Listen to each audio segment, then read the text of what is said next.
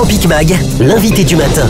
Jacques Cheminade, président de Solidarité et Progrès. Jacques Cheminade, bonjour. Bonjour Jean-Jacques. Et merci d'être avec nous. En visite à Paris, le président chinois Xi Jinping est venu défendre son vaste ensemble d'investissements à travers le monde qui est connu sous le nom de Nouvelles Routes de la Soie.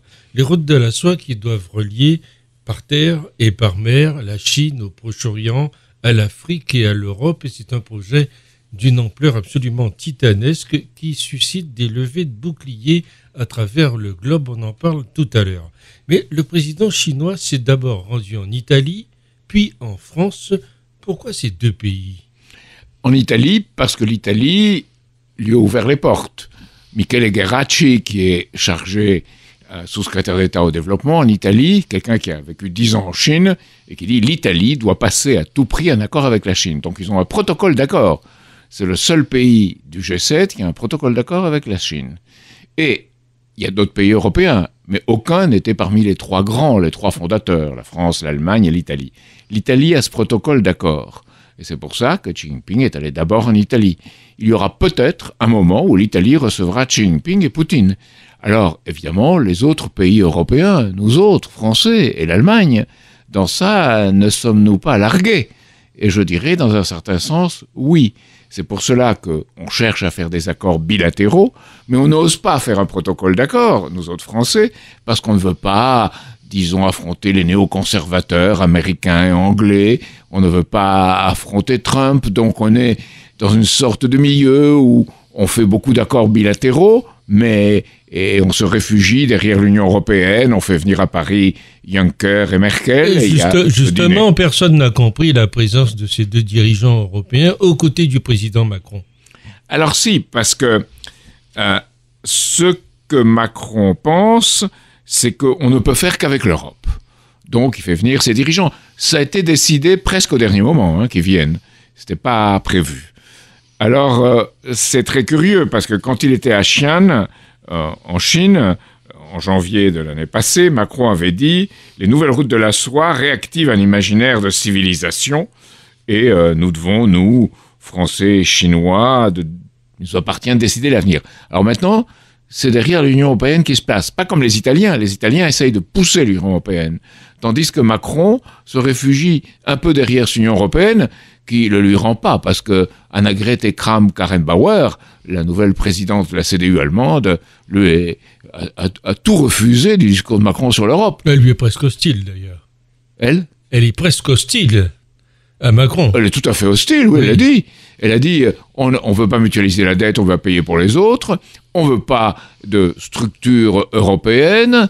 Et voilà que Macron se réfugie derrière une Europe qui ne veut même pas de structure européenne. Et l'Allemagne veut garder son rôle actuel, où elle tire des avantages, croit-elle, parce qu'elle est en première ligne dans le bénéfice de l'Union européenne. Mais elle ne le sera pas longtemps, parce que c'est toute l'Union européenne branchée par l'euro sur le système mondial occidental, qui aura tout le poids de ce tsunami financier qui vient.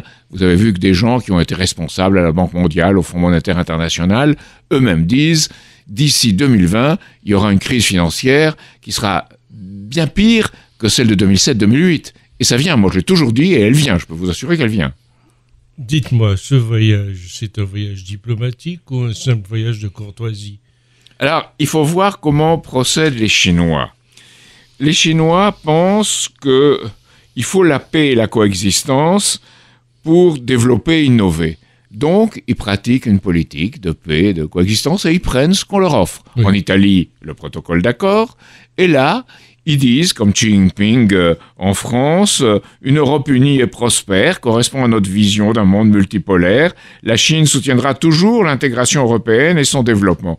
Ils sont pragmatiques. Là, si Macron offre l'Union européenne, on prend l'Union européenne, on verra bien ce qu'ils disent. Donc, ça, c'est l'aspect pragmatique et en même temps, la recherche de stabiliser les choses. Parce que les Chinois craignent beaucoup l'initiative venant des États-Unis. Et ils voient bien que Trump, qui a été entre parenthèses blanchi par le rapport Mueller, il voit bien ça lui donne des ailes d'ailleurs. Pardon ? Ça lui donne des ailes. Ça lui donne des ailes, mais on ne sait pas de quel côté il va voler. Les Chinois craignent que si c'est avec Pompeo, Pence, Abrahams et compagnie, Abrahams qui est chargé maintenant du Venezuela, ça ira d'un mauvais côté. Donc les Chinois cherchent des assurances du côté européen pour équilibrer, stabiliser les choses. Et il faut dire que les Européens, dans un sens, ont un peu plus répondu que d'habitude. J'ai ici ce qu'a déclaré Macron, quand il a dit « La Chine joue aujourd'hui le rôle qui correspond à son rang et sa puissance. L'initiative Une ceinture, une route que vous avez proposée au monde est un geste extrêmement structurant qui peut contribuer à la stabilité, au développement et à la coexistence pacifique entre les peuples. » Donc, il avance un peu plus, parce que ce qu'on a vu dans toute la presse européenne, l'empereur de Pékin, le film sur Arte incroyablement biaisé sur Xi Jinping, la Chine le grand danger, on croirait qu'on est au moment du péril jaune. Alors, si la France vit entre le péril jaune de la Chine et le péril jaune des gilets jaunes, on est dans le négatif, on n'est pas du tout dans le positif. Le problème, c'est pas tellement ce que représente la Chine, c'est que nous-mêmes avons perdu, disons, la vision, le sens, le projet d'une politique. On n'apporte plus l'ascenseur social à chacun. On dépend de la dette, qui augmente de plus en plus. On a une classe politique dépassée et des médias qui pensent court. BFM TV, c'est la nouvelle, et rien en profondeur. Alors, si vous regardez la télévision chinoise, il y a aussi des nouvelles. Mais il y a des émissions en profondeur qu'on n'a pas en France. Dites-moi, Perfit disait il y a quelques années, quand la Chine s'éveillera, nous on peut dire quand la Chine investira? Alors, c'est très intéressant de le voir de ce point de vue. Perfit citait Napoléon Bonaparte, bien sûr, à l'époque. Et c'était quelque part un visionnaire. Si vous regardez de près cette question des investissements, c'est très intéressant parce que la Chine, et c'est un défi pour la France, la Chine a investi en France 1,83 milliard l'année dernière. C'est beaucoup, parce que ces investissements en France ont augmenté de 86%, c'est plus 86%. Alors qu'ailleurs, en Europe et aux États-Unis, ils ont baissé de 73%. Donc la Chine investit, mais pas assez. Moi, je pense qu'on devrait avoir avec les Chinois, carte sur table, une politique disant voilà où sont nos besoins. Et un besoin, j'avais écrit en ce sens au Premier ministre, Édouard Philippe, ça serait le projet Aropa, Le Havre, Rouen, Paris, où il faut faire des travaux pour que le port du Havre soit à la mesure du commerce mondial qui vient. Il faut qu'on aille plus vite de Paris au Havre, et pour les passagers et pour les conteneurs, mais rien n'est fait. Je ne sais pas si c'est le maire du Havre avec ses photos de nu qui fait l'actualité plutôt que les projets sérieux. Et ça fait rire les Chinois. J'ai honte de ce qui se passe chez nous parce que ça fait rire les Chinois. Alors dites-moi, en plein conflit commercial entre les États-Unis et la Chine, comment l'Europe peut se positionner par rapport à Pékin aujourd'hui? L'Europe, elle devrait dire, voilà, si on veut un développement mutuel, si on veut, comme disent les Chinois, un système gagnant-gagnant, il faut organiser des transferts de technologie. Si on ne les organise pas, les Chinois sauront le faire et ils l'ont fait. Donc il faut les organiser. Et c'est nécessaire qu'il y ait des transferts de technologie. Sans ça, il n'y a pas de développement mutuel. Comme pour Airbus, par exemple? Pour Airbus, où on a une chaîne de montage à Tianjin qui monte 60-65 Airbus par mois.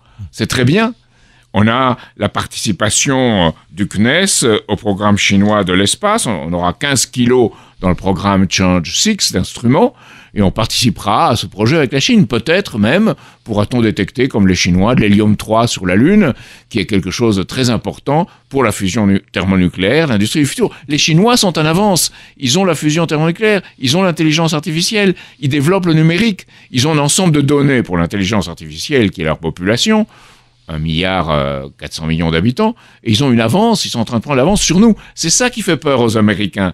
C'est qu'ils se disent, voilà, c'est quelqu'un qui va nous contester. Eh bien nous, moi c'est la politique gaullienne que devrait développer la France. On a la Chine et les États-Unis.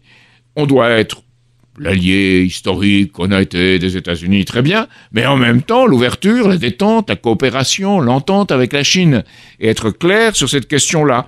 Et le défi n'est pas ce que fait la Chine, c'est ce que nous ne faisons pas. C'est-à-dire que dans tous ces domaines, que ce soit l'intelligence artificielle, le numérique, la fusion nucléaire, on a d'excellents ingénieurs, on a d'excellents chercheurs, on est très bons, et je rends hommage à tous ceux qui en France font ce travail, mais l'économie ne suit pas, et les politiques encore moins. Les politiques ne sont plus visionnaires. Et on aurait pu croire qu'Emmanuel Macron aurait une certaine vision, contestable ou pas. Il n'en a pas. C'est le vieux monde. On nous avait annoncé un nouveau monde, pourtant. Oui, mais c'est le vieux monde. Regardez, on a encore dans l'Afrique de l'Ouest une certaine réputation, une certaine influence. Bon, il fallait dire, la France-Afrique, c'est fini. Plus de francs CFA, qui est un instrument qui favorise les importations et défavorise le développement des pays africains. Et on fait un accord avec la Chine. La Chine a de l'argent. Nous avons un savoir-faire, on fait un accord pour développer l'Afrique. Alors je sais bien, Emmanuel Macron et Angela Merkel ont dit « Oui, il faut coopérer avec les Chinois pour faire l'Afrique ». Moi, j'ai un projet qui s'appelle Africa Rail, qui est un chemin de fer, une voie ferroviaire qui devrait être assez rapide, mais surtout pour transporter du matériel et du développement, pour faire irriguer par le développement cette partie de l'Afrique, Côte d'Ivoire, Burkina Faso, Niger, Burkina Faso et Togo. Bon, il y a ce projet. Depuis 2003, on a ce projet. On n'a rien fait. On l'a donné à Bolloré qui ne fait rien. Donc, il faudrait faire quelque chose avec les Chinois. Bien, on dit non, on attend. Je suis allé voir des gens même à l'Élysée qui m'ont dit « Ah non, on ne peut pas. Qu'est-ce que vous faites là? Pourquoi vous vous mêlez de ces choses ?» Et c'est très étonnant parce que nous avons écrit l'Institut Schiller, avec lequel je travaille, un rapport sur la nouvelle route de la soie, pont terrestre mondial, et on ne nous interroge pas. On n'essaye pas de savoir ce que nous pensons, pourquoi nous avons fait ce travail. Et c'est curieux, même pas la couverture, on a vu sur les grands médias. Non, les Chinois, eux, s'y intéressent. Hein. Oui. Pourquoi? Parce qu'on a mis pour en finir avec la géopolitique. Or, les pays occidentaux, malheureusement, sont tous, y compris la France, dans une perspective géopolitique. C'est-à-dire essayer de prendre l'avantage sur les autres. Les Chinois veulent un développement gagnant-gagnant. Pas parce qu'ils sont des bienfaiteurs de l'humanité, mais parce qu'ils pensent que pour avoir eux-mêmes un développement, il faut l'innovation, il faut aller dans tous les secteurs qui sont en avant dans l'économie, et pour ça, il faut contrôler. Qu'est-ce qu'il faut contrôler? La monnaie, ils le font, nous ne le faisons pas, on fait n'importe quoi dans la monnaie, ils contrôlent la monnaie, ils contrôlent l'investissement, et ils ont aussi, il faut bien le dire, un contrôle de l'idéologie. Donc, leur système n'est pas l'idéal pour nous, bien entendu, et c'est un système qui ne nous convient pas, mais il marche très bien chez eux. Pourquoi il marche très bien chez eux? Parce qu'il correspond à une histoire de la Chine. Et ça, on ne veut pas le voir. On a pourtant chez nous des experts de la Chine qui peuvent le dire, mais on ne va pas voir comment ce système-là est éventuellement compatible avec le nôtre. Et on pense moins loin que ne pensait Perfit, moins loin que ne pensait le général de Gaulle, et on n'est pas capable de penser comme le philosophe Leibniz au XVIIe siècle, qui avait dit, aux deux bouts du monde, il y a la Chine, il y a l'Europe, le continent eurasiatique, ils doivent collaborer avec au milieu la Russie pour créer un développement mutuel. Moi, j'ai parlé d'un développement de l'Atlantique à la mer de Chine. Pas contre les États-Unis, hein. Ça doit inclure, y compris dans une autre étape peut-être, ou peut-être avant, si les États-Unis avaient une autre politique, les États-Unis. Mais le projet chinois, vous avez dit, le Proche-Orient, le Moyen-Orient, l'Europe et l'Afrique. Mais c'est aussi l'Amérique latine, c'est aussi les Caraïbes. Les Chinois ont le projet d'un port en eau profonde à Mariel, à Cuba. Et si on était intelligent, on dirait, on va inclure dans ce développement la Guyane, la Guadeloupe, la Martinique, on inclura dans ce processus. Sans ça, un jour, elles le feront sans nous. Elles le feront sans nous. Donc, il faut voir plus loin. Et ce qu'a dit, je ne suis pas un partisan qu'il vienne aux affaires politiques, je crois que lui-même ne le veut pas, mais ce qu'a dit Pierre de Villiers, il a dit de façon très simple, il y a l'Arabie Saoudite et l'Iran qui pensent en l'éternité. Il y a la Chine qui pense à 50 ans, il y a la Russie qui pense à 15 ans, et nous, on pense à la prochaine échéance électorale, ou peut-être même à la prochaine émission télévisée. Et c'est là, on n'a plus de vision, on ne pense plus à long terme. Et on a un système financier qu'on ne contrôle plus. À travers l'euro, on l'a livré à un système international, monétaire, financier, qui va au désastre. Il va au désastre parce qu'il s'endette de plus en plus et il crée de moins en moins de production. C'est-à-dire qu'on a perdu la productivité. Les Chinois, ils l'ont, la productivité. C'est source de tension, tout cela, entre les membres de l'Union européenne. Pourquoi ce projet en Europe suscite-t-il tant de tensions? Alors, il y a toute la presse, excusez-moi, je ne dirais pas que les journalistes sont des gens, comme le décrit Mélenchon ou parfois Marine Le Pen, je ne dirais pas comme ça, mais je dirais la presse, le centre de la presse est en France contrôlé par des intérêts financiers. Donc, nous avons un journal qui s'appelle le New York Monde, nous avons un autre journal qui s'appelle Libé Mother Jones, je ne sais pas, c'est des journaux français branchés sur des équivalents américains. Donc, plus que jamais, on a cette idéologie qui est sécrétée par les milieux, pas du peuple américain, de Wall Street, de la City, de ceux qui dominent la presse aux États-Unis, qui se répercute dans notre presse. Et vous l'avez vu, pour l'affaire de Trump, nous avons dit depuis longtemps qu'il n'y avait pas de preuves contre Trump, et que c'était une affaire montée par des milieux de renseignement contre lui. Je ne veux pas défendre Trump, je dis simplement la vérité. Toute la presse française, on dit il va être condamné, il va être destitué, c'est épouvantable, cet homme est un criminel, etc. Bon, on peut ne pas avoir de sympathie pour Trump, mais il y a la vérité qu'on doit défendre, on ne doit pas se faire intoxiquer. Or, sur la Chine, sur Trump, sur tous les sujets importants du monde, nous avons, hélas, une presse qui se laisse intoxiquer. Avec de très bons journalistes, c'est malheureux à dire, parce que cette intoxication, c'est un milieu, c'est un environnement. Alors, il faut comprendre, de ce point de vue-là, que c'est du point de vue d'un milieu, d'un environnement qu'il faut penser, et pas au niveau de telle ou telle personne. Vous savez, Eleanor Roosevelt, et c'est tout à fait pertinent par rapport aux nouvelles routes de la soie.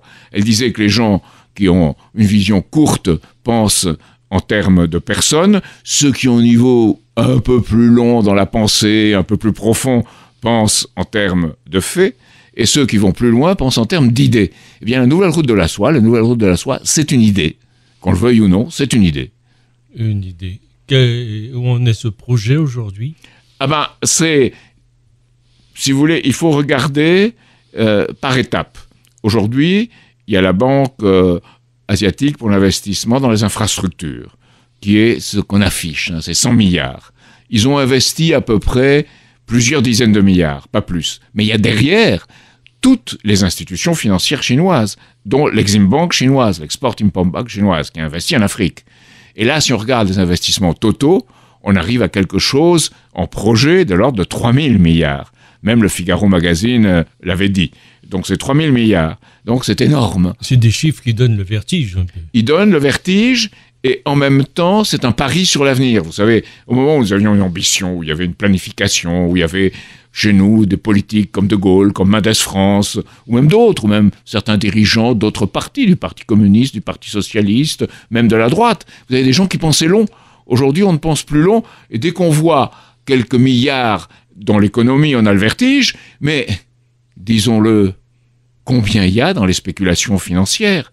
La dette mondiale totale, 250 000 milliards, c'est bien plus. Simplement, la dette américaine, c'est 22 000 milliards, c'est énorme. Et notre propre dette, on est à 100% maintenant pratiquement de notre produit intérieur brut, 2200 milliards. Donc la dette, ça, les chiffres, ça va. Mais quand on pense économie, on dit c'est pharaonique, c'est énorme, c'est très grand. Nous, on avait dit dans la présidentielle, au lieu de dépenser l'argent en Europe, et en particulier en France, à sauver le système bancaire, financier, qui est vermoulu comme une maison atteinte par les termites, on comprendra lorsque je parle de ça probablement dans les Antilles, c'est comme ça. Au lieu de faire ça, on devrait investir dans ce qui produit, ce qui crée de la richesse pour les gens, l'école, l'hôpital, le laboratoire et les recherches, tout ce qui est les applications technologiques. On n'a rien en Europe, on est en train de se faire complètement dépasser sur l'intelligence artificielle. L'intelligence artificielle dans le monde aujourd'hui, c'est les GAFAM aux États-Unis, moi je les appelle les Fangman, les hommes à crocs, et de l'autre côté il y a Alibaba, Baidu, Xiaomai et Tencent en Chine. Donc on est dépassé, on a un programme en Europe, on a un programme en France, vous avez vu, on a dit on va mettre 10 milliards dans ce programme. C'est rien d'abord 10 milliards, et ensuite c'est pas 10 milliards qu'on va mettre, on va mettre les revenus de ces 10 milliards, c'est-à-dire 200 à 250 millions par an. Or DARPA aux États-Unis, ils mettent quelque chose de l'ordre de plusieurs milliards, c'est énorme. DARPA, c'est le Pentagone, et c'est tout le secteur avancé de la communication. Alors évidemment, On dira « Ah, mais regardez la Chine, ils nous espionnent, c'est épouvantable. » Mais qui espionne qui? Tout le monde espionne tout le monde. Actuellement, vous avez vu, les portables de Hollande et de Merkel étaient espionnés. Ah, c'est passé comme une lettre à la poste. Mais quand on dit « Ah, il y a les Russes dans la campagne américaine », il a été prouvé que leur influence était tout à fait marginale, voire nulle. Et la Chine, ben là, on dit « C'est épouvantable ». On est dans un monde où on applique tout le temps le principe de poids, de mesure, et les nouvelles routes de la soie, c'est pas quelque chose dans lequel il faut voir que il n'y a que cela, mais c'est ce qui peut changer la direction du monde. Et les Chinois l'ont dit, on veut un système gagnant-gagnant dans notre intérêt, dans notre propre intérêt, parce que si il y a la paix, eh bien l'autre se développe, nous aussi, évidemment, c'est pour faire la grande Chine, hein, mais c'est l'idée d'un développement mutuel. Et en voyant le plan pour la Chine 2049, alors on dira en Europe, ah oui, mais ce sont que des mots. Mais les mots ont été prononcés. Le président Xi Jinping a dit, avec les nouvelles routes de la soie et l'horizon Chine 2025, on aura en 2049 la possibilité d'avoir une Chine moderne, démocratique, consensuelle et, a-t-il ajouté, vouée à la beauté et à l'esthétique. Donc c'est quelque chose qu'on n'entend pas, on n'entend pas ces mots dans les dirigeants occidentaux. On voit de très jolis discours d'Emmanuel Macron, parfois, mais derrière, on ne voit rien apparaître, rien de concret. Et je pense que ce qu'il a dit à Xi'an, j'appelle de mes voeux l'engagement de la Chine en Afrique, eh ben, on devrait mettre quelque chose derrière ça, parce que le développement de l'Afrique, où il y a une politique de chaos financier et de guerre, il n'aura jamais lieu, où on réussit à développer le monde, alors l'Afrique, c'est la Chine de demain. Hein. Et les Caraïbes aussi, c'est une chance inouïe entre l'Amérique latine, les États-Unis, le rôle que peuvent jouer les Caraïbes, et avec Cuba, réinclure Cuba et le Venezuela dans ce développement, au lieu de faire comme le fait Trump, et suivi par tous les ambassadeurs européens, essayer de créer la déstabilisation au Venezuela. Et je ne suis pas non plus un partisan éperdu de Maduro. Je pense qu'il n'est pas très compétent par ailleurs. Mais on voit toute une politique américaine qui ne pense qu'au pétrole, qui pense que le Venezuela a les plus grandes réserves de pétrole du monde, ce qui est vrai, et qu'il faut contrôler cela dans une vision géopolitique. Et c'est là le mal, la géopolitique. Contrôler, tenir et, disons, participer à une vision du monde unipolaire. Alors qu'aujourd'hui, elle est multipolaire. Alors moi, je crois que ce multipolaire devrait arriver à une unité, mais dans la diversité, et une politique de développement mutuel. Et c'est ça l'avenir du monde. Une menace chinoise, dit une certaine presse, ces routes de la soie, faut-il avoir peur de la Chine? Ah, il faut avoir peur de nous. Il faut avoir peur de nous si nous ne favorisons pas l'application des découvertes scientifiques. Cédric Villani, il est très bon. C'est quelqu'un vraiment qui est en compétences mathématiques, d'informatique. Et là, qu'est-ce qu'il fait? Il fait des discours pour être maire de Paris qui ne sera même pas. C'est un gâchis épouvantable. On fait le gâchis de nos élites. Il faut les mettre dans du travail productif pour le pays, dans la recherche. Regardez la Chine. Le paradoxe. Vous voyez que c'est un système très contrôlé. On le sait très bien. Mais qu'en même temps, dans la recherche, il n'y a pas de système pyramidal hiérarchique. C'est très intéressant de voir les gens qui travaillent dans l'espace. C'est comme aux États-Unis au début. C'est des gens qui ont entre 30 et 40 ans, généralement vers les 35 ans, et qui ont des rapports très informels, très basés sur l'idée de créer ensemble. Et regardez la Chine, si vous regardez de plus près, tout ce système dont on parle tant de contrôle de population qui fait peur. C'est vrai, il y a un contrôle de population en Chine, et ils savent que il y a beaucoup de gens autour d'eux qui ne sont pas très sympathiques, donc ils veulent contrôler ce qui se passe chez eux pour éviter des interférences et des déstabilisations, premièrement. Deuxièmement, ce contrôle, c'est fondé sur, si vous contestez l'État et le Parti communiste chinois. Maintenant, dans la vie quotidienne, vous pouvez contester telle ou telle décision, il y a des grèves en Chine, vous pouvez contester tel ou tel policier qui vous met un PV alors qu'il ne le fallait pas et l'engueuler, vous pouvez beaucoup plus qu'en France. Donc à ce niveau-là, c'est un ami qui est à Kunming, qui représente les associations des arts et métiers avec lesquelles j'ai discuté de la question. Donc, à ce niveau-là, il y a une certaine flexibilité à la chinoise. Mais, évidemment, il y a un centre politique. Alors, ce centre politique garantit une ascension sociale. un ami me racontait qu'il y avait un mariage en Chine et on voyait la génération des grands-pères, alors édentés avec des vêtements pauvres, des parents qui étaient très modestes et très, disons, même un peu humbles, et puis les enfants qui, eux, étaient habillés à la mode, le marié et la mariée, et qui étaient dans un autre monde. Donc tout ça s'est passé en 30 ans. Donc il faut l'imaginer, ce que ça fait comme bouleversement. Et les Chinois sont associés à cette idée de transformation et de progrès. Nous autres, en Europe, ça fait 10 ans qu'on a des produits intérieurs bruts qui se développent de 1 à 2%, quand ça marche, c'est-à-dire très peu. Et en plus, dans ce produit intérieur brut, c'est en général soit des services, certains inutiles, comme des services financiers, pas tous, mais un certain nombre sont inutiles et spéculatifs. Donc on a pratiquement un non-développement. Et une dette qui ne crée pas de la productivité. Donc on prend du retard et du retard. Et ce retard de l'Europe, c'est dramatique. Parce que pour qu'il y ait développement mutuel dans le monde, il faut que tout le monde se développe. Et nous, on est en train de pas nous développer. C'est ça le défi vrai des nouvelles routes de la soie. Faire quelque chose chez nous. Et vous voyez, il y a, je dirais, une vision un peu nombriliste en Europe, et en particulier en France. On voit son chez-soi, et on ne voit pas ce qui se passe dans le monde.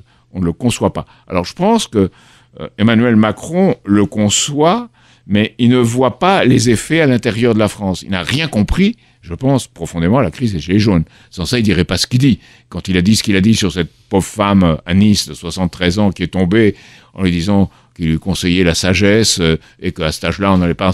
Ça se dit pas, ça se fait pas, surtout quand on est président choyé avec les meilleurs mets, la meilleure nourriture et la meilleure vaisselle qu'on a fait faire à l'Élysée. Ça se fait pas. Ben, en Chine, pourquoi est-ce qu'on admet que le président Xi Jinping a un certain train, un certain niveau de vie? Parce qu'il y a une élévation du niveau de vie moyen là-bas. Macron l'a dit lui-même, 700 millions, en fait c'est plus, de Chinois arrachés à l'extrême pauvreté. Il faut dire la vérité, extrême pauvreté, pas la pauvreté, à l'extrême pauvreté. Et dans les campagnes, un développement énorme. Vous l'avez vu quand vous étiez en Chine, moi aussi je l'ai vu. Il y a ce développement. Donc les gens s'identifient à ça. Et à un certain moment, probablement, comme le dit le président Xi Jinping, ça ira vers la démocratie, vers la beauté, vers une nouvelle forme de civilisation. Moi, c'est un pari. Quand il y a développement, quand on donne aux gens à manger, ils se mettent à penser. Et quand ils pensent, ben, ils pensent liberté. Et ça, c'est un pari que je fais par rapport à ces nouvelles routes de la soie. Alors on dit jamais la Chine, on a prouvé, c'est une semi-dictature, c'est le parti communiste, mais on ne voit pas socialement ce qui se passe en profondeur dans l'univers chinois. Et on ne voit pas ce qui se passe dans la rue, dans les trains, dans la campagne. Tous ces touristes, il y a des millions et des millions, 200 millions je crois, qui font du tourisme à l'intérieur de la Chine par an. Il y en a beaucoup qui viennent en Occident. En URSS, ils ne venaient pas en Occident.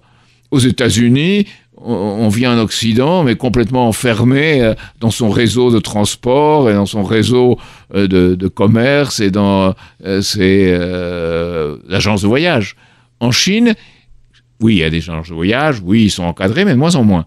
Donc, on voit ce développement. Et c'est très intéressant de le voir en ce qui concerne le commerce avec la Chine. Notre commerce avec la Chine est extrêmement déséquilibré.